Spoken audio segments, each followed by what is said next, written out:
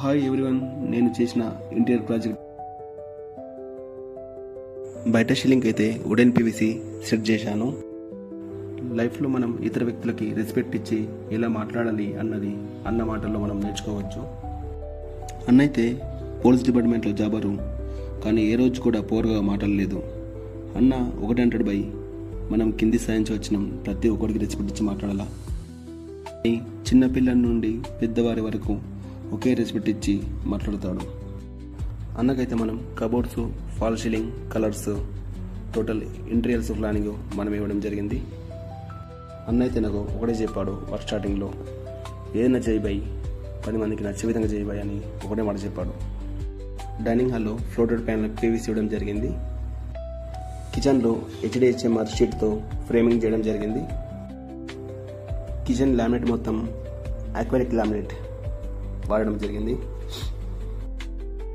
Dining హాల్కి floated panel with అక్వాలిక్ sheet వాడడం జరిగింది.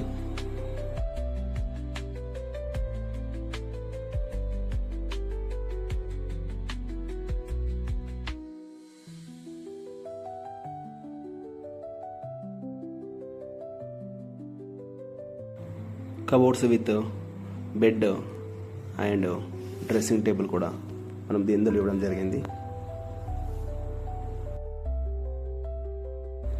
ఈ లైట్ వచ్చేసి ఫ్రోపల్ లైట్, అది ఈ రూమ్ వచ్చేసి చిల్డ్రన్ బెడ్రూమ్.